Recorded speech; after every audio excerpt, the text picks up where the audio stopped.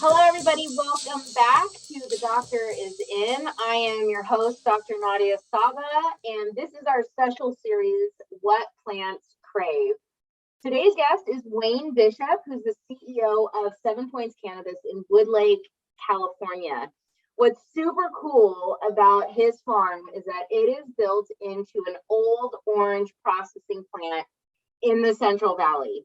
Wayne is an engineer who has focused much of his career on sustainability, including the production of renewable and bioenergy, which I'm super excited to talk a little bit about today during this conversation. Welcome, Wayne. It is so great to have you on this podcast. Hey, Nadia. It's a pleasure to be here, and thanks for having me on the show. Absolutely.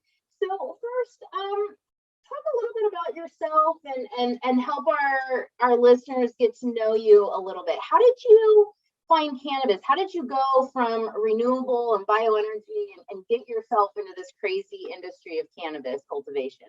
Yeah, sure. It's a great question. So I've been doing energy for like 30 years, so I'm kind of an old guy. But my dad was a cannabis user, and he was a paraplegic, so he used it for his ailments. And when he passed, he left me a little bit of money, and I thought it'd be no better way to kind of pay it back to him than other than getting into this industry. And so I purposely made a decision to get out of energy and get into cannabis directly. And ironically, I ran into an amazing family who are investors of 7 Points, and I made one pitch deck to them through a mutual friend, and they liked it. And they said, "Hey, Wayne, why don't we start looking for a property?" And I'm like, okay. So I was living over on the coast, and so I was looking at my backyard, and they live in the Central Valley, and they started looking at their backyard. And next thing you know, they found this pack house. I said, "Hey, come look at it." I'm like, okay. So I get there, like typical. The people that owned it prior to them were they turned the lights off, and 7 years later we showed up. And so all the cobwebs, all the pack equipment was in this thing, no power. We're walking around with our cell phone lights on, crawling over stuff. And then after about a couple hours, I said, "What do you think?" And I'm like, "Well, it's got all the right bones, but it's going to take a lot of work." And literally 24 hours later, we closed escrow, and we've never stopped. Wow, that's really and fast. So that's super crazy. It is kind of crazy. And from the time we bought the building till the time we had our first harvest was 18 months. And I led up construction, and I did all the permitting myself. But I mean, that's moving pretty fast in this crazy world with all this bureaucracy of getting permits. But luckily, I had some background to do that. Yeah, and then that didn't even include the fact that the property was in the county, it wasn't in the city who had regs. So we had to annex the property in. And that could take a year to two, but we did that in about 4 months. And then we started cranking on the permitting, and lo and behold, here we are, almost 3 years later, and we're producing roughly about 100 pounds of flower a week in a perpetual harvest. That's awesome. I mean, that's a lot of hoops to jump through to get this facility up and going, and you did it so quickly. I mean, any tips or any insights into why you were able to do it so quickly? My best tip is never take no for an answer. Never stop, never give up. And trust in yourself and trust in who's with you. It's a tough space to get in. It's a tough space to stay in. And I think right now with the turn down in the market, it's applying a lot of downward pressure on operators with these suppressed prices and this oversupply in the market. But again, like any industry, you're going to go through a nutrition period, and I think that's where we're at. I think there's been a couple of cycles. I don't think we're through all the cycles yet before we reach an equilibrium in this market. And I think when it goes federally legal, that'll change again. But, that's where we're at. What makes it so unique? I mean, you're in the Central Valley, more or less, here in California. What is unique about growing cannabis in that area? I kind of think about a lot of hotspots in California, Northern California, including Sacramento and Emerald Triangle, the Bay Area, LA. Are you able to serve a different sort of customer clientele base? Is there something beneficial about being where you are specifically? Maybe because you're an ag country, that's a good thing, or maybe a bad thing? I actually think it's a good thing. So we're smack dab in the middle of the state, right? So I can be in the Bay Area or in LA in equal time in about 4 hours. So I think geographically, it gives us the ability to service both markets because Bakersfield is a fairly long state. Plus, we're in this area that, I would say it's inexpensive labor, inexpensive land. Yeah, and I think our city that we're in is been working with us very, very well. They're very cannabis pro, and so they've been super supportive of us getting into operation. Yeah, I think for all those reasons, it makes sense to be where we're at. And, we launched a mobile delivery service about 8, 9 months ago. And so now we take it right to your home in about a couple of hours. We're trying to get to a 1 hour window. We're servicing a 70-mile radius. So between Fresno and Bakersfield is our market. And so I think even though we're kind of out in a podunk in the middle of the woods, that, we find a way to get it to you. So. That's very cool. Do you think that that's the direction the industry is going with mobile delivery services? We don't use mobile delivery services, or I don't myself. And the people that I've talked to that do say that they have a much bigger variety of products than if they went to a local dispensary. Would you say that that's true? Yeah, I would. And I believe in both brick and mortar and non-brick and mortar. I think we both have our place currently. But I also believe there's a lot of clientele that won't go into a dispensary. Either they physically can't, or they have a profile that they don't want to be seen in one of those stores.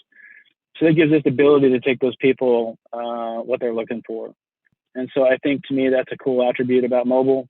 And I think, when the saying forever goes legal, then I think we'll be working towards an Amazon model where hopefully we'll have drones in the air and we'll be dropping the stuff off at your house and credit card transactions and, trying to take the carbon out of a lot of this and trying to be efficient about how we run operations. Yeah, that's a good idea. What kind of license do you need to have a mobile delivery service? Is that a retail license or a transportation license or both?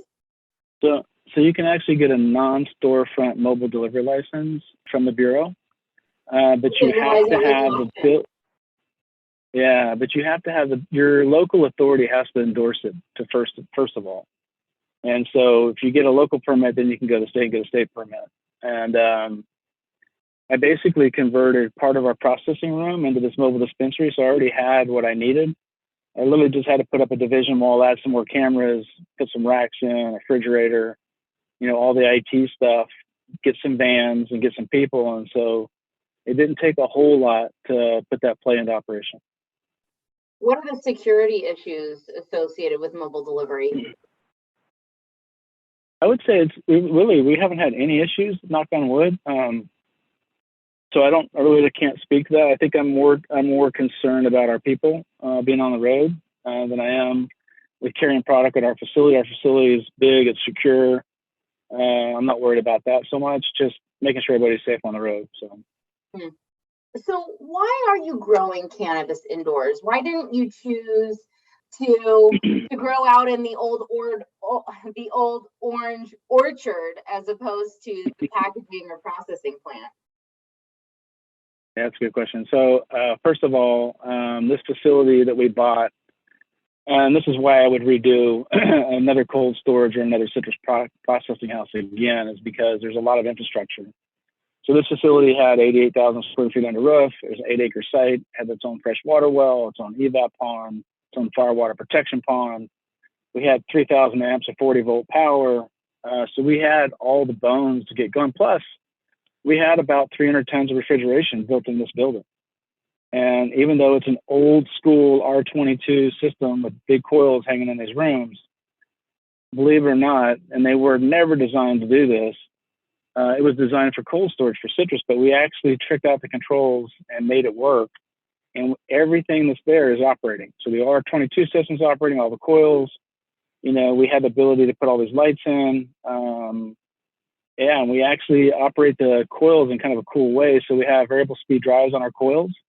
And so it gives me the ability to speed up or slow down the airspeed across the coil. And so when I do that, I can either make that coil act as an AC, or I can make that as a dehumidifier. If I slow down the airspeed, I get more contact time across that coil and it just starts dumping water. So it can be either or, and sometimes we'll actually run a coil in one mode or another to get the room to balance. So even though it may sound a little sophisticated, it really didn't take a whole lot to get it done. And I also am a controls engineer from back in the day, so I actually came up with the design and implemented it. But it actually worked, and we actually balanced out very well on both energy and cooling capacity. And so that's why we went indoors. But to answer your question a little bit further, so we have two more of those to go that are indoors. So I have two more 22,000 square foot licenses that are designed, ready to go to expand for two more phases indoor. And then we actually have a 50,000 square foot light depth greenhouse that we're going to bolt on to the end of this building, and also use mixed light. So full scale and full build, we're about 100,000 square feet of canopy and about 700 pounds of flower a week. So our intent is to do both. Now, the city won't let us grow outdoors. That's the way they wrote the regs. You have to be a mixed light or indoors, but we're fine with that. I actually believe that we can cultivate underneath the right greenhouse. I know that term is used loosely in this industry, that we can actually grow an equal or better flower than we can indoors at a third of the cost. And considering the way prices has worked in this industry, that's the way we need to go. We need to figure out the lowest cost, highest quality production that we can possibly produce. And the only way we're going to get there is getting under glass and truly maintaining VPD control in these glass structures that gives us the ability to grow an outstanding flower with colors that you can't get indoors. I think you just answered what my next question was going to be, which is, what about growing in a greenhouse do you think could have benefits over growing indoors?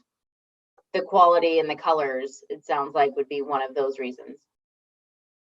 Yeah, it is. And plus, Mother Nature's working for you, right? And we're in an area that we get a lot of natural light penetration. We have a really high UV index. We have a very low light pollution index. So we get a lot of UVs coming through. And besides that, we need to, as an industry, really we need to work together. We need to share ideas and share concepts and help us all be stronger and not hold all these secrets to our chest and don't want to share them with anybody. Because that's really only being selfish, but it's not doing the industry any good. And I think there's a lot of things we can learn also from the big guys that have been in greenhouses all these years, like the tomato guys, the peppers, the cucumber guys, right? That have under hundreds of acres of glass, that have been doing on extremely thin margins and have been surviving for hundreds of years. There's something to be learned there that we never really took the time to, as an industry, to integrate into cannabis. Why do you think cannabis went indoors, like fully enclosed indoors from the beginning, rather than focusing more on greenhouse controlled environments? I think because it all started in a closet. Honestly, I think it started off in closets. It ended up going into garages and ended up going into warehouses and trying to scale. But I think scaling indoors is a limiting factor, right? It's hard to put 100,000 square feet under a roof.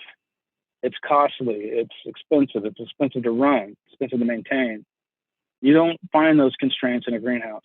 We can build cheaper outdoor in a greenhouse. We can have equal quality control. We can really have great VPD control if done right with the right technology. And I'm not talking, a poly greenhouse with, 12-foot eave heights. I'm talking Benlow style structures, 21-foot eave heights.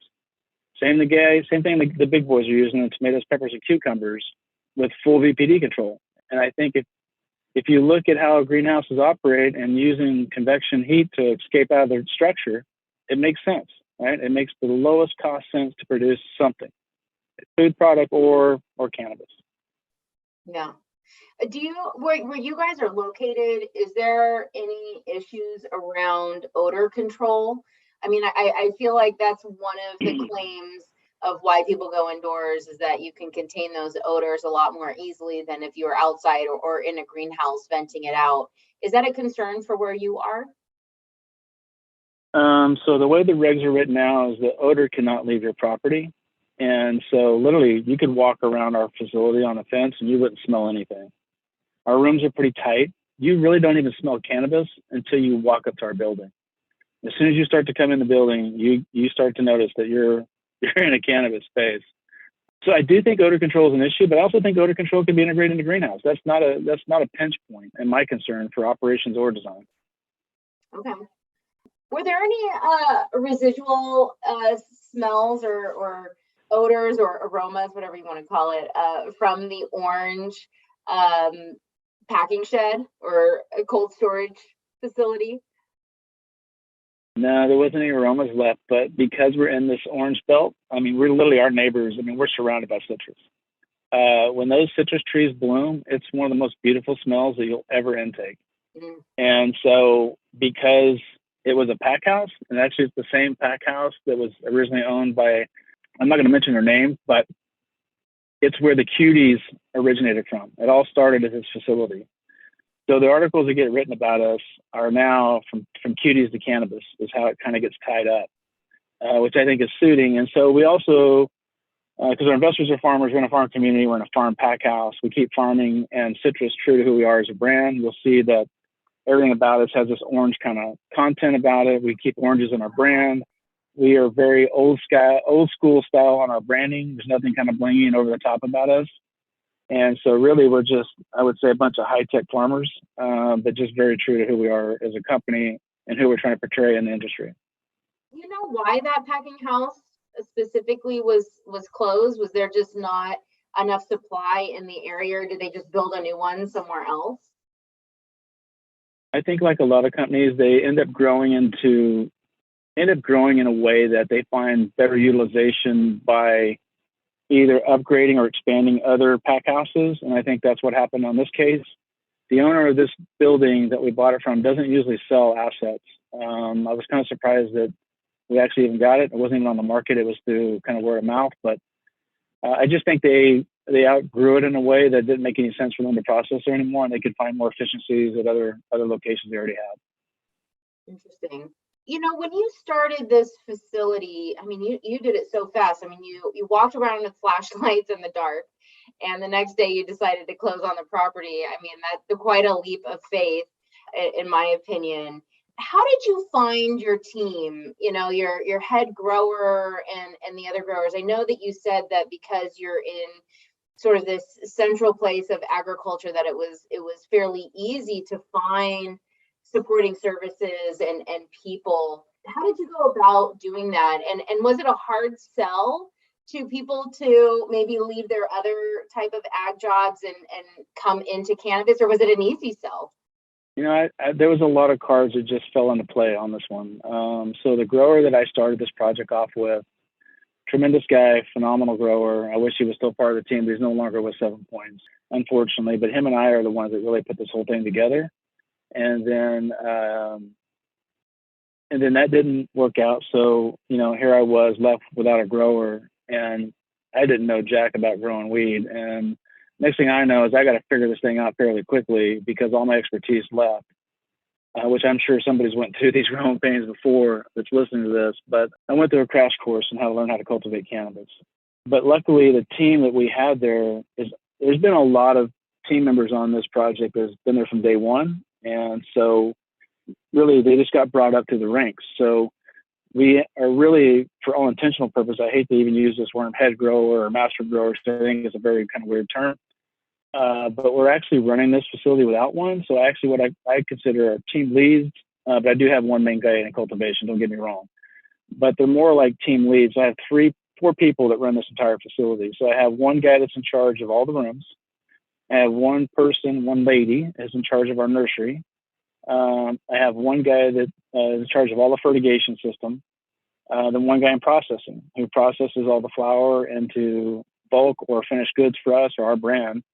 And so really it's 4 people that are running this thing from start to end. And they've all been there from day one, pretty much. One guy has quite not been there from day one, but just promoting within and growing that team, no pun intended, has been the way we've operated. And that's how we're operating today. And I'll be honest with you, these rooms that we're running now are some of the best flowers we've ever produced. We've got some of the best, I think, finally genetics in our house that make a big difference. And it's funny because when we first started this thing off, you know, the guys were telling me, people that were buying our flower, like, oh, it'll take you a year to get this thing, you know, ironed out. I'm like, no way, it won't take us that long. Well, it took that and then some. But, you know, it's just, it's kind of crazy. Everybody's still there and the team's running the facility and we're making some of the best flower we've ever made. Were those people, those 4 team leads that you just talked about, were they originally in those kind of positions? Like, was the fertigation guy always the fertigation guy? Was the nursery lady always the nursery lady? Or did you kind of discover through them working different jobs and having different tasks that this is where their particular strong suit was, or their passion was for growing and working in this facility? Well, let me back up one step. So there's one person I forgot, and that's my IPM guy. And he's super critical, okay? He's also a PCA. Yeah. So it's really those people that are running this facility. but we have an incredible support team. So I want to make sure they get acknowledged in all this. It's a great team altogether. But no, to answer your question, almost everybody on this team had zero cannabis experience. So they've all been organically, or however you want to say it, brought up through the ranks, and they've learned how to operate their space. And so very few people came with that background. And I think some degree it's good, right? Because you don't have bad habits or old habits coming in. So it gives you the ability to kind of put together, a program you want to see, and train people in a certain way. And then plus, we built a lot of cool tools of how to cultivate with. My wife is also somebody who works with me in the business. She's also my APAR person. She's also my data analyst. She helps me in sales. It's incredible. But she built this. She's a software lady, so we actually run this program called Tableau, and we integrated all this information into one data platform, and we built it on our own. And this Tableau is not even made for this, but it turned out to be a really cool tool. So now I've got graphs and trends and all kinds of analytical tools at our fingertips to say, are we heading in the right direction or not? And do we need to make an adjustment? But it's not just for cultivation. It goes into delivery. It goes into how we run the business. It goes into economics. It's a really cool tool we built in-house. And so we do operate from that. We actually have eGrow sensors in our facility from Grodan. We integrated that in. We actually take all of our environmental controls. We integrated that in. We take all of our drybacks, and we take all of our runoff ECs and our runoff ECs and our runoff volumes, and we integrate that in. And we look at all this on a daily basis, and we say, okay, are we running in the right direction or not? And then we make adjustments from that. I love to hear that you guys are collecting, not just collecting data, but analyzing that data to make decisions. I'm assuming on a daily basis, weekly basis, on a genetics potentially basis. Are you guys actually taking it all the way through to retail, or say your mobile delivery system, where you have customers that particularly like a certain strain or particularly like this batch of that strain, and you're like, okay, what did we do that was so good, and how can we recreate it? Do you guys actually go that far in analyzing your data? I wish we could, but that means you got to run a cultivar multiple times to really figure out where its equilibrium is at, right? And that's tough. And it's funny because we ran multiple strains multiple times, and I would say dang near every time it turns out different. In some ways good, in some ways bad. But really trying to understand and get the pulse and the heartbeat of a cultivar to maximize it is super tough. So to answer your question, we do to some degree, but a lot of the times we're running what we think are the best cultivars. And also everything in our facility is tissue culture. So we're trying to get the cleanest, best genetics we can possibly get our hands on. We have a few suppliers we work with. We have one breeder now that we're getting really, really boutique cultivars from out of the Bay Area that really, there's only 3 or 4 of us that are running his genetics. And we just ran some rooms of that stuff, and I was blown away by how big the flowers were and how solid they were, and the aromas and the structure. I mean, I was just like, wow. And you don't realize how much genetics play into this game. And if you pull them right and you run them hard, they can be amazing flowers that you're just blown away. And so it's amazing how much a genetic can make a difference. I think the genetics is dependent on the facility that you're in, or how you're controlling the various environmental parameters. Yeah, how has that played into the evolution of the genetics you're growing today? Would you, let me ask it this way, even, like, would you grow the same genetics today that you did a few years ago when you first started? I would say no, but I would also say there's so many crossbreeds going on nowadays that we are, to one degree or another, running a lineage of some genetic that we ran in the beginning. Believe it or not, Do-si-do is one of the cultivars and lineage that we're still running. The gelatos are very hot right now. Anything purple, gassy is hot, And then sometimes you find these, fruity flavors that are just mind-blowing. We have a room right now full of a strain called Apple Blast. And as soon as you walk in, you could have swore you just took a big old bite of a green apple, and that's what you're tasting and smelling when you walk in that room. So, yeah. It's interesting how cannabis has these attributes to begin with, I mean, I'm still blown away every time I walk into a room and I smell something that's so pungent, it's so fruity, or so aromatic. It's just like, how did this plant ever get that built into it? You know, it's just mind blowing. Yeah, there's so many different varieties. There's one I think that we have now. It's like some sort of a berry strain. I'm not even sure which one, but it's something berry. And wow, when you open it, it just smells like blueberries. It's amazing. And there's one I like right now called lemon bean, but to me, it smells like sour apple. And so I think it might be that sourness, like from the lemon, that I'm getting. Yeah, That to me, it tastes more yeah, like apple. It's really yeah, fun to enjoy such a variety from, like you said, from the same plant that's projecting these different attributes to say, hey, you know, like, consume me. I taste yeah, good, I look yeah, good. yeah, for sure.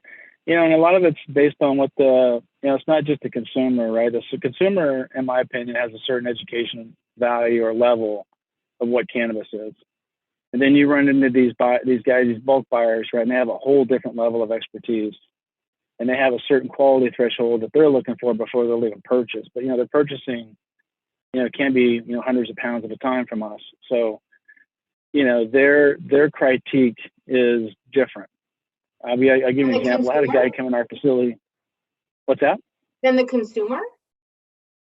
Yeah, it is. It's funny because I'll give you an example. So I had this buyer come into for our facility last night, very late in the evening, was inspecting some of my rooms. He wanted to buy the whole room, and he's looking at these different genetics, and he was giving me what he saw.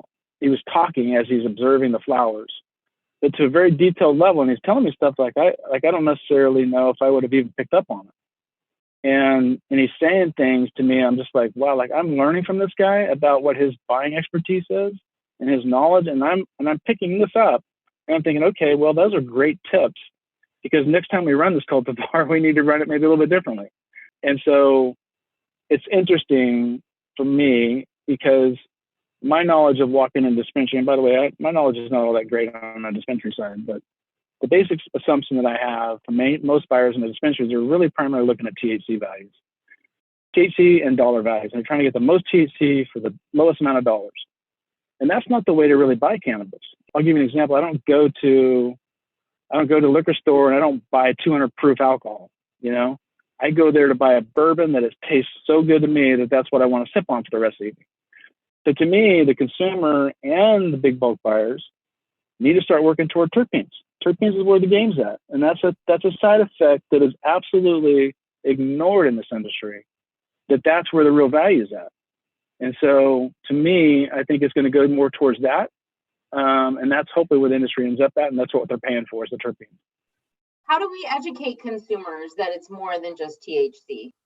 Well, I mean, everybody has a certain level that they want to get high at, right? I'm one of those guys, like I can take one hit and I put it down. I'm like, that's all I need. I'm good. So it really depends on the consumer and what level of, like you go to a person who drinks a lot of alcohol, they're going to consume a lot of alcohol in one day. So you find the same side on the cannabis side. But, even if that's the case, though, people are still drinking alcohol based on what tastes good to them. And they may consume too much, but that's their choice. But how do we educate the consumer? I think the consumer needs to pay attention to the COAs, right? These are the certificates of analysis that every flower and every shop in California has to be grown through and tested to state levels, where we break down every terpene profile. And typically these COAs will have about 21 terpene profiles. But now I'm seeing COA in labs getting all the way up to almost 100 terpene profiles, because there's more terpenes than just 21. Those are the leading 21. But it's not the only terpenes. So the information is available to both the consumer and the big buyers. And I think that they just need to pay attention to that and understand what value that brings to the table in either consumption, or when it finally gets federally legal, right, to the big players, right, the tobacco guys, the big pharma companies, when they start stepping in and doing acquisitions, because this is where they get their market share from, right? Tobacco's lost its market share from teenagers to stop smoking, and this is a replacement for opioids in the pharmaceutical side. So there's a lot of potential in this space that really is still to be valued, and we're not there yet. Yeah. I look forward to the day when I go to the dispensary and there's like a menu, kind of like if I was going wine tasting or something, and it was like, has the taste of vanilla and apple and a finishing of anise or something. Yeah, yeah, Because you yeah. can I want to, I totally want do to see, that. I want to see us have these consumption lounges that are set up for tastings and pairings, right? So you pair a certain flower or a certain vape with a certain, cheese or a certain meat, right, or a certain cracker, and maybe you are indulging in a glass of wine. Maybe you're doing all this at the same time, but your mouth is exploding with all these flavors, So to me, that's where I think you start to have this other aspect of cannabis that is completely different than how it's being used or consumed today. So your dad, I did not know that about your dad, and thank you for sharing that. Um, I don't even know a question I want to ask, but I just feel like that is such a personal touch, or you have a personal investment in this plant. And how did your dad find medicinal cannabis, and how did it change his life? If it's okay if I ask that question. No, that's a great question. So my dad obviously was buying off the black market, right? There was no white market back then, and my dad really couldn't always get it or find it, so he actually started growing it himself. And I remember one day I was fairly young, and he was living down on Long Beach, and he was renting this apartment, and he had taken one of the rooms and converted it over to a grow. And I was in that room helping him put together hydroponic flood tables. And I didn't even know what I was doing, but he was like, glue this here, put that board there. And we were building these 4 foot by 4 foot by 2 foot. We had these fiberglass tubs, and we were fiberglassing boards in the middle of them with holes. And then the top half of the hydroponic pond was filled full of lava rock. And then he was seeding these seeds, these cannabis seeds, in these little little turds for better reason. They were like little substrates. And then he had his whole reservoir in the closet, and it would automatically fill up these levels of reservoir all the way to fill to the top. And then he had all these lights hanging from the ceiling, and I was like, holy cow, now I know what we're doing. But my dad even went to that stint to actually cultivate his own flower. Wow. Has he given you any tips? I wish he was still around to give me some tips. He passed away a few years ago. He doesn't even know. I mean, hopefully he knows what I'm doing from up top, but and hopefully I'm paying back what I wanted to do. But he passed away before I got into this industry. Do you sell a medicinal cannabis line? So we do have some lines that have a little bit of CBD in them, and so we do carry some products at 7 Points in the mobile dispensary side. But I'm really looking forward to the day where we can kind of cross paths between CBD and THC, because I think the two belong together. And I think CBD is a great carrier for THC, and I think Charlotte Story is a big piece of that, if you know what that's all about. But I think I want to get to a point where I'm actually growing like a 1-to-1 CBD to THC flower, and then actually marketing that, cultivating that, promoting that, in hopefully a way that's even more beneficial than just getting high. Yeah. I mean, I personally look for some percentage of CBD when I'm purchasing, because I like the way that it makes me feel more. I feel a little bit more grounded and balanced than if it's just all THC. It kind of makes me jittery or hyper, and I don't necessarily like the high. I like the chill. And so Yep. finding a blended flower, because I don't really want to vape if I don't have to. And so finding those flower options that have a good proportion of both is hard to find. So I would say that there's definitely a market for you. Yeah. I'll give you another example. So we're trying to work on a live resin pen right now, which I think has a lot of market value, and it's the closest thing to flour, right? And so I don't want to do extraction with solvents to produce a nice pen. And so I really believe in this because it's the closest thing to flour. But one of the byproducts of making this from a bubble hash is that you create this batter that's a waste product. And the guy that I'm working with, bless his heart, he actually figured out a way to turn that into a chewable Skittles. And so now we mix it with a 1-to-1 CBD and THC. It's about 1 milligram of each in this little Skittle thing. And we're going to market that and put that together like an M&M clear tube package. And that's going to be one of the SKUs we're going to come out with pretty soon. But I hardly ever use cannabis, but I can tell you what, I take that thing once in a while. And it's amazing what it does to me. It puts me in this kind of talkative, bubbly atmosphere that I'm not usually that kind of person.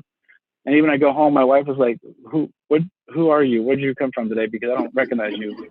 And I'm just like, yeah, well, this is what happened. So, but it's interesting how little things like that can make a difference to somebody. Like me, I don't use a lot of cannabis, but yeah, again, a waste product can now be a value. So, these are the kind of things we're trying to work on.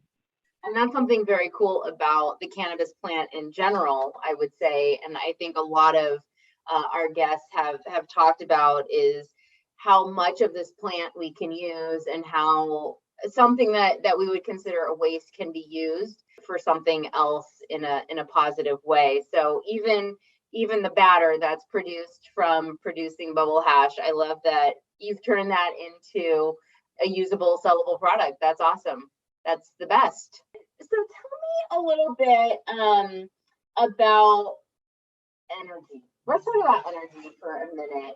Do you think that bioenergy and renewable energy, maybe even anaerobic digestion, has a place in cannabis production? I do, big time. And this is something that's really never been done, but my background spills into this. So I've spent a big time of my career developing anaerobic digesters. And what's interesting about that is, so you're taking food waste and you're taking manure waste, you're sticking it in this tank. And in the absence of oxygen, it produces biogas. And 60% of that biogas is methane, primarily balanced with CO2 and a little bit of hydrogen sulfide. And then you typically would run that biogas through a combined heat and power engine, a single shaft, up to 42% electrical efficiency, which is extremely high. And you generate energy, you generate kilowatt hours, and you can either tie that on the grid and sell it to the utility, or you can use it in your facility. And so that's what I want to do next, is really work with producing biogas. Some of the projects we're working on now are basically taking that CO2 out and the hydrogen sulfide out and the water out, and it's all that's left over is pure methane. And we inject it in the grid, the natural gas grid, and then we dispense it as a low carbon transportation fuel. And it's got the lowest carbon footprint of any fuel in the market. It's actually negative carbon value. And so what I want to do is work with those guys to then run that biogas with a mixture of natural gas to get to a carbon zero gas, to run through the combined heat and power unit to then produce all of our power on site. And then from that combustion process, that heat, you run it through an absorption chiller and you get free cooling capacity. And then you also run it through a catalyst module and you split out the CO2 fraction, and you inject that in your rooms for enhanced CO2 production. And then you also have the heat for dehumidification. So when you do that, you can actually generate power for about 5 cents a kilowatt hour, which is lower than any utility rate by 2/3 at least. And you become super efficient at growing cannabis. And when we start to look at that market and we start to deploy those technologies, even though they're fairly expensive, you got to be in this for the long haul. You can actually get to where you can produce a negative carbon flower at the lowest cost and the highest quality. And that's what we're trying to do. Wow. So first off, I didn't realize that you could blend biogas and natural gas together. What is sort of what's the word I'm looking for? I want to say the fuel value. Yeah, so the calorific value? Yeah, the energy value, yeah. Yeah, so it's typically called the calorific value. It's how many BTUs per standard cubic feet or some basis like that. But so what you can do is when you're buying this biomethane out of the grid, I mean, it's a theoretical molecule, right? So it's all over the grid. You'll have no idea in time or in presence where it's at. It's just theoretically in there. So you theoretically inject it at one point, you theoretically take it out at another point, but you're also taking out equal amount of natural gas BTUs. And when you get to the right ratio to become carbon zero value or even negative value, then that's when you stop buying the biogas, because the biogas is way more expensive than natural gas. But it gives you the ability to produce that as a renewable energy fuel in your CHP plant and produce this zero or negative carbon flower, which I think that's where this industry needs to get to. And integrating other technologies like solar, for example, right? Solar is not a great fit for cannabis because we're a really high demand, instantaneous kind of load. But we are looking at integrating solar with CHPs and having the two technologies on the same project. So getting all this free energy from the sun and having it basically have the CHP kind of load follow that PV kilowatt hour. So basically during the 5 to 6 sun hours a day, the CHP would ramp down and let all that pure PV power come into play to go into the grow and then basically load follow that. So then you get the best of two technologies wrapped into a single cultivar that currently nobody that I know of is doing. Wow. No, I haven't seen plants that are using both. I feel like it's one or the other. And like you said, when it comes to solar, the size of the solar field that you would need to run an indoor cannabis facility is immense, or any indoor farm for that matter. When it comes to greenhouses, there might actually be more of a correlation of when you would need powered systems like fans and pumps for, say, an evaporative cooling system, and when the sun is out. So that is an easy, almost 1-to-1 ratio. But when it comes to indoor farms, you could have the lights on at night. You still need to dehumidify at night when the sun isn't out. And of course, it's very energy intensive. So, if I may just continue and ask another couple questions. So if you're blending biomethane and natural gas, is that happening at like the utility plant and then it's all pumped and piped to your site? Or are you receiving natural gas from the utility and then generating that biomethane on site or locally, I guess, and then shipping that in and then blending it on site? So I'll give you a better example. So the Central Valley is also a mecca for the dairy industry, right? We have 1.8 million cows in the Central Valley. We have more cows than we do people. So right now, those cows are pooping and peeing, and all that methane from that poop and pee is going to the atmosphere.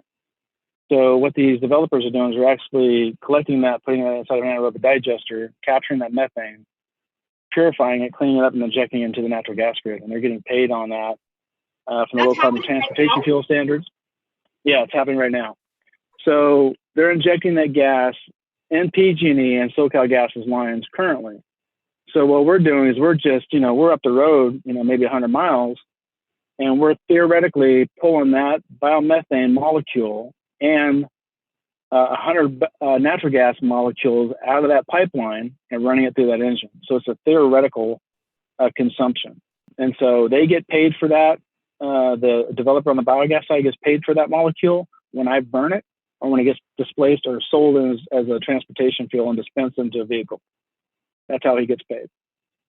I had no idea that was happening right now. That's so cool.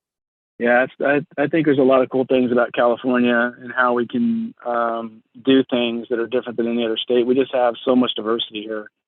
This is the only state that I say that I know we can literally go snowboarding in the morning and surfing in the afternoon. It's got that much diversity in California, and so these are things that are in our backyard that we can integrate into any kind of cultivation.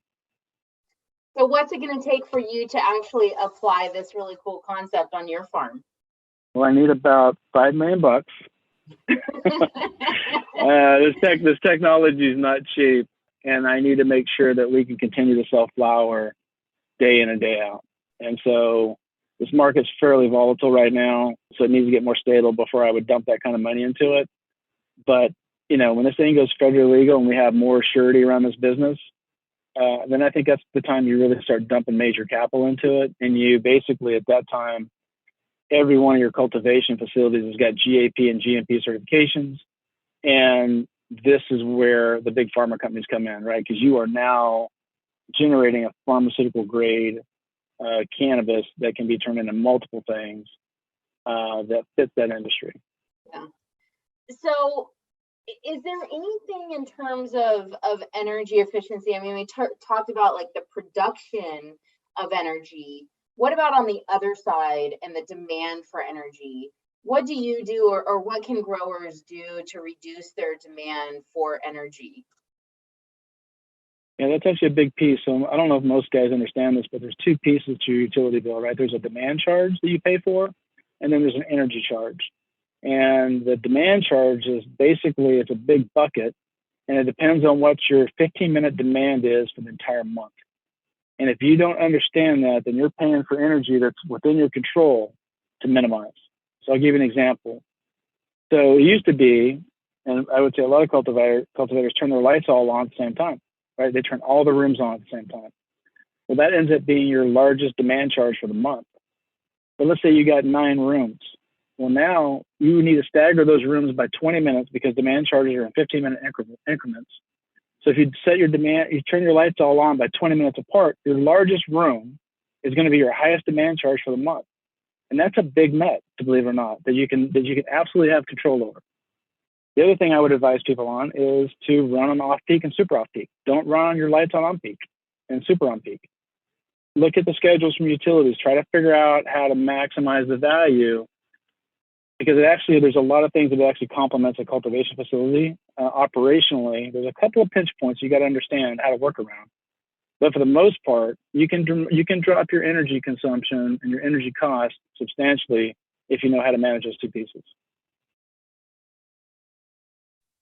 That is a genius recommendation on, I mean, both of those are, but that 20-minute stagger to avoid that 15-minute window of demand charge is awesome. I love that. I feel like everyone can take that home.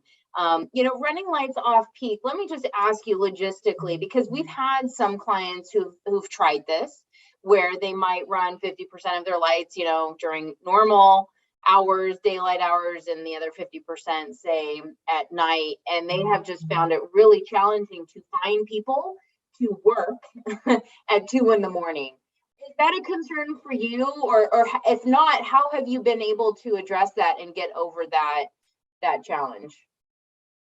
It's actually not that big of an issue, right? So most nurseries run an 18-hour photo period, right? So 18 hours your lights are on. And in flower, you're typically 12 on, 12 off. So if you actually think about how you can roll that over into off-peak hours, it actually gives you the ability to come in and work rooms with half the time lights are on and half the time lights are off. The benefit of that is now you can do all your IPM in normal hours during lights off period at 9 o'clock in the morning. I don't have guys coming in now at 3 in the morning trying to spray IPM before the lights come on. So there's a lot of operational benefit, and it takes out overtime in your staff. If you figure it out, it can actually be a net benefit to any cultivator. Interesting. Yeah, that's a good perspective. And also, I feel like having people around at night, things fail when people aren't at the facility, right? Always on Christmas and 4th of July and at midnight on a Saturday night or something. So if you have a crew that's there throughout the day, then they can hopefully catch something and fix something before everybody else arrives in the morning. Exactly. I mean, there's been so many times we've had to come in and work on environmental controls, after lights off, which is late at night. You already been there all day. So next thing you know, you're pulling a 16 or an 18-hour shift trying to fix something, but it gives you the ability to dial in your environmental controls and work on that kind of equipment during normal business hours instead of doing it at 2 or 3 in the morning. So, if you really want to optimize and take out your peaks at light, if you want to take out your humidity spikes at lights off and that kind of stuff, it gives you the ability to work on that hour where that occurs and really dial it in and not just kind of say, oh, well, that's the best we can get. Right. Not to mention finding service contractors to also maybe come out during normal operating hours or daylight hours as opposed to the middle of the night. For sure. Yeah, it's a big benefit all the way around. Yeah. Other than energy, what other metrics of efficiency do you think about and do you try to implement in your farm? So I think another one is actually fertilizer, right? So most guys are buying fertilizer and nutrients out of the market. There's a bunch of big brands out there. I'd say there's a handful of them that are really, really good. And not that I'm trying to shy them away, but I can produce. So we actually mix our own salts on site. We make our own fertilizer on site. So we buy all the macros and micros and we make our own potions. I can make a fertilizer for about 2 cents a gallon. And there's nobody in this industry that can touch that price point. If you even get to big bulk contracts, the cheapest you're going to get is maybe 8 to 10 cents a gallon from the big boys. So there's still, that goes to show you that there's still margin on the table that you can actually control and take that in house if you got the expertise. I do have a PhD, master's degree, horticulture, plant life, plant science specialist on our team. He's actually a super cool guy, one of the smartest guys I think I've ever met in this space, one of the best consultants we've ever hired. And he actually writes our formulas for us. And we actually are one of the few cultivators that doesn't run an RO. And so we have our own freshwater well on site. So we already have minerals and micros and macros in our well water. And because we're off the sequoias, we have really good water coming off the snowpack. Hydrology is always changing. So we basically run samples on our well water every month, and then we readjust our portions, our formula based on what's in that well water. But doing stuff like that and not wasting all this water from an RO through the reject process or through the permeate process is huge, right? That's just wasteful. That's waste. I mean, you're basically trying to get to zero because of why? Because that's what the salt formula's recipe for? Well, so what? Change it, you know? And because I'm also on our own well water, I don't have a city water bill. You know, it's our own water. We manage it very effectively. We try to run as low runoff as possible. We actually specialize our formula for that. So, I mean, these are things that cultivators can take advantage of if they get really, I guess, a little bit sophisticated about their business. There's more margin to go to the bottom line. I mean, that's really interesting that you guys are using well water in drought-stricken California. Do you guys do anything to conserve that water? I mean, right away, by not using reverse osmosis, you're saving a bunch of water by not processing it and then dumping it to the sewer. Have you watched your well levels drop? Are you watching the drought every day, hoping for more snow and rain? And what are you guys doing, if anything, about water conservation? So I want to tell something here. So water is probably one of the biggest things in California, right? Because right now we're going through SGMA. And SGMA is a program the Regional Water Quality Board has put forth that basically two programs. One's a CV salt program, one's an nitrate program. And so basically they want to get to where it's a zero water balance for anybody consuming water from the aquifers in California. I don't know how the hell that's going to happen, but if the only thing I can think of is that basically everything that we're cultivating outdoors goes under glass, right? So I see California getting more and more into greenhouse space. And I even see trees going under glass at some point in time. But I think that's where this industry is going. And who owns the water and who controls the water is controlling the heartbeats and the arteries of California. And right now, there's a handful of water banks in the state. There's a handful of people who own those water banks. There's a handful of very rich farmers who control that water. And it's a big deal. And if we don't get smart and understand this as an industry, we're gonna be left on the sidelines with no water. And we're doing everything we can to be smart about it, to understand how to use as little water as possible. You know, I think, Nadi, you know this, but just dehumidifiers, right? You're capturing all that clean water from these plants transpiring. Capture that and reuse it. Don't let it go to waste. That's clean, fresh water that you can absolutely put right back on the plant. And, you know, go to a nutrient recovery system if you have to. Recoup all your nutes and just circulate them. And only add what your plants are taking away. And only add the water that's evaporating. That's how you get really, really efficient at cultivating.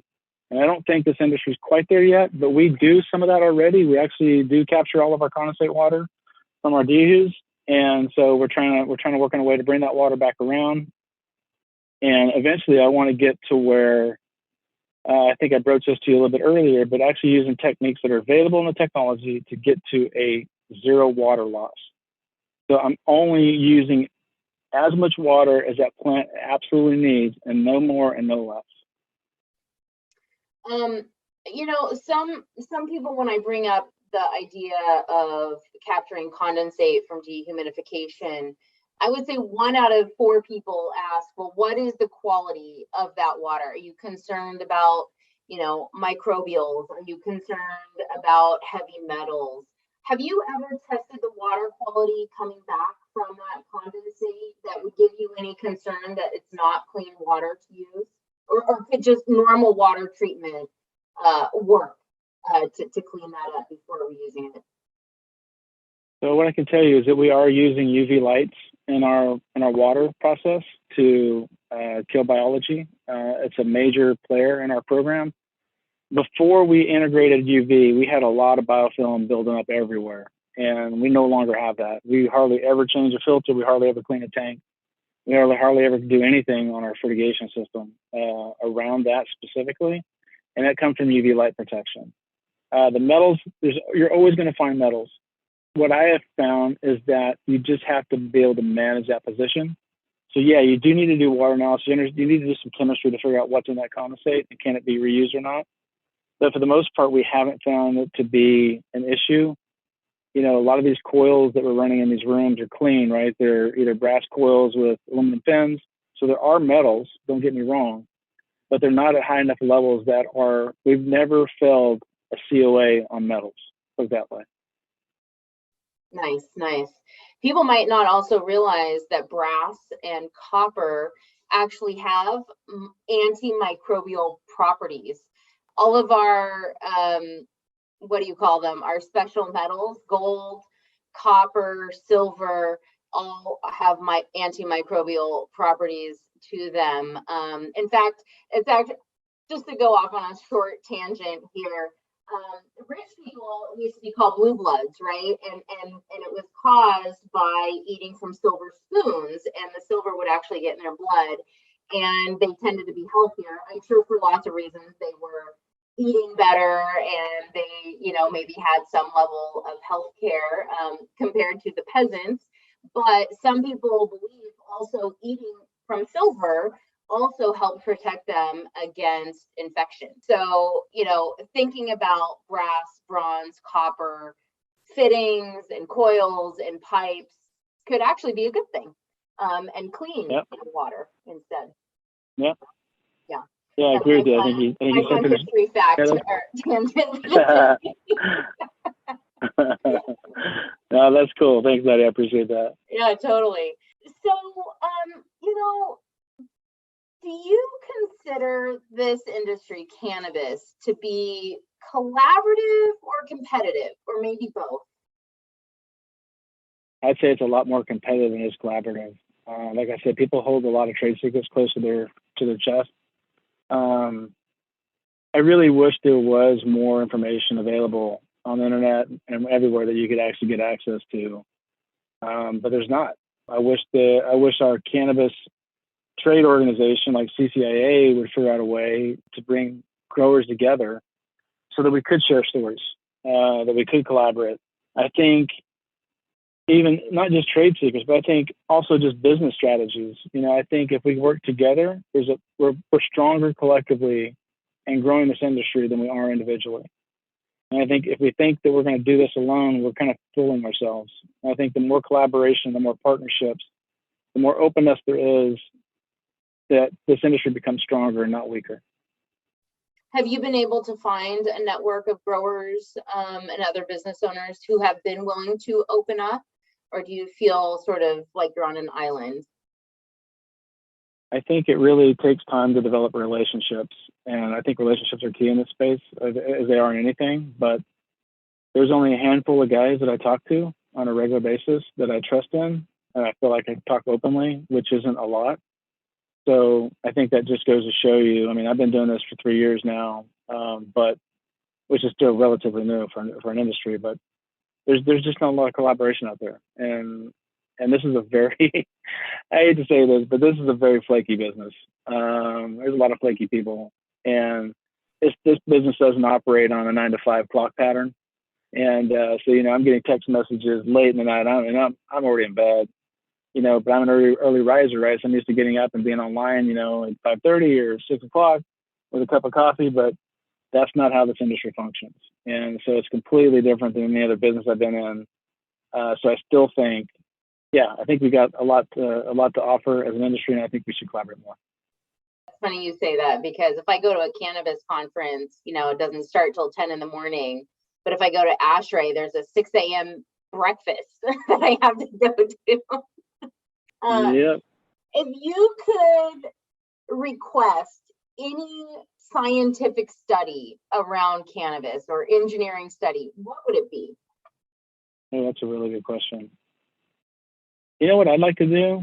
I would like to figure out a way to integrate both AI into cultivation and processing. I would like to figure out a way that I can actually hook up something to these plants that tells me what its pulse is, what its heart rate is. Is it healthy? Is it not healthy? Is its liver working? Is everything functioning the way it should be? You know, I wish there was something I could plug into these girls and they would tell me what's going on with them. You know, the fact is that these are all females. They're raging hormone females. They're super, super finicky. They're super, super sensitive. It's the most finicky crap I've ever been around. Hey, now, I'm just saying. They're always pent up hormones looking for a male. There's not a single male in the house. And so it would be interesting to know just what's going on with them. You know, I think we know about as much as we know, but that's not probably everything there is to know. I like it. So pull out your crystal ball, wipe it off, clean it off. What do you predict for this industry in the next 5 to 10 years?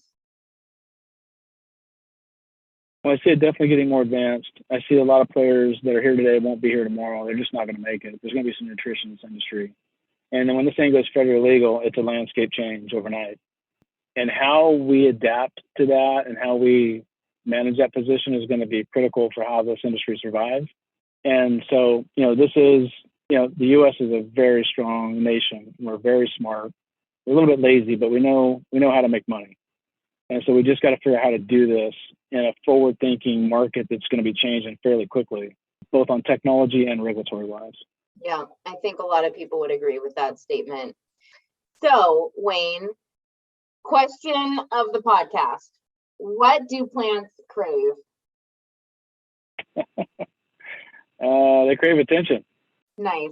They crave attention from so many angles, it's not even funny.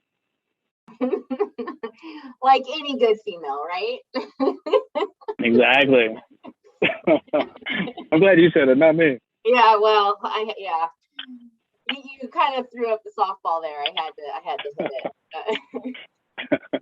So Wayne, I have a few sort of rapid fire questions for you to end our conversation.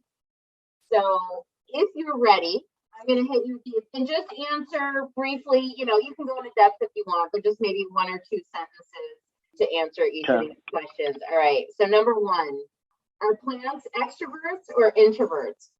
Oh gosh.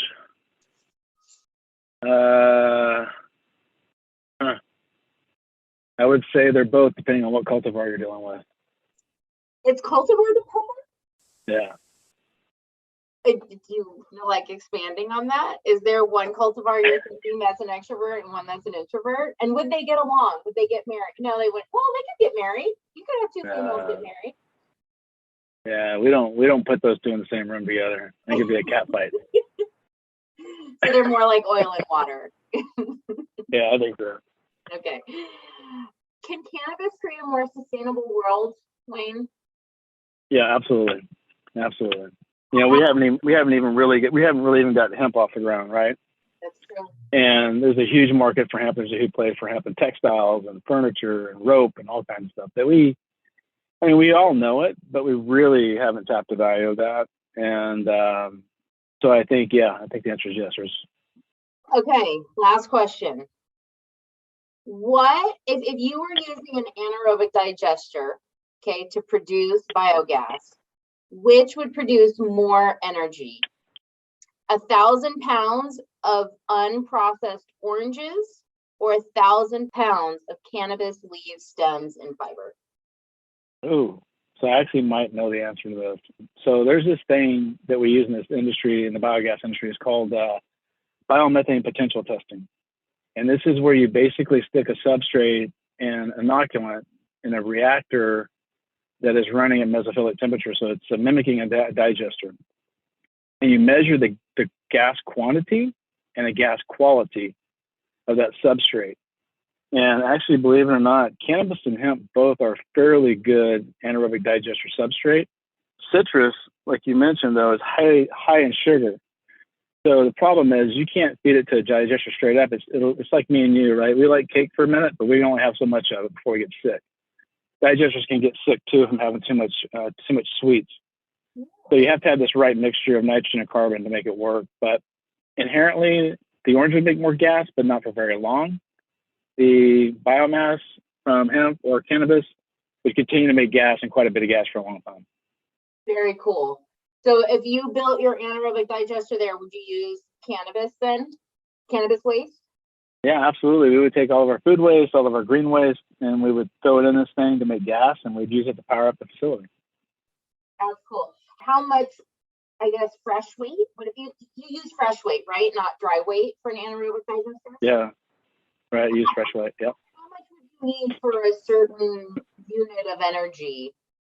What would actually make it profitable? Or So I can give you a rough idea. So a cannabis project alone doesn't make enough biomass to make it work. Okay, you need other organic substrates. But I can give you an example. So I ran a digester project that was about 1 million gallon digester, and we used both manure and food waste in that digester, and that ran a 650 kilowatt engine around the clock. And then we actually powered up a jail that was on site, a nursing home, some office buildings. We heated all those as well. And then we sold the excess energy to the grid underneath the power purchase agreement to the utility. But I would say that 1 million gallon tank and that 630 kilowatt engine could run easily 4 20-foot by 80-foot rooms filled full of cannabis with HPS lights. So that gives you some kind of an energy balance of what you're looking at. Would that be like a 50-50 mix of food waste and manure? That project was primarily manure with about 20% food waste. But we also got tip fees for all that organic matter. So we got paid for taking in crap, and then we got paid for making that energy. So we got paid on both ends. That sounds like a good business plan to me. And then you take the digestate from that digester, which is still organically rich, and then you mix it with some more green waste, and then you produce a really nice compost. And then you sell that. Yeah, nice. Yeah, so then all your waste product also turns into a revenue stream. So why don't we have these digesters all over the place? We should. I think we should look at Europe. Europe has them everywhere. That's where all the technology, that's where digesters originated from, primarily in Germany. There's over 4,000 biogas plants in Germany alone. I mean, you can stick Germany inside of California and still have 2/3 of the land left around it, just as an example. You know, we may have a couple thousand digester plants to the U.S. There's not that many. Wow. Well, your last rapid fire question wasn't very rapid, but it was really interesting. I really liked it. Wayne, thank you so much for this conversation. I really liked getting to talk about energy with you and some alternative energies and your perspective on growing in the Central Valley and water use efficiency and labor. Yeah, this was really fun to talk to you. Thank you. Well, it's fun to have somebody to geek out with because my wife doesn't indulge in these conversations very often. And when I do, it's a fairly short conversation. She's like, look at this data point. It's off. Go fix it. She's going to listen and go, yep, that's me. Cool. Well, I look forward to coming to visit you, hopefully in the near future.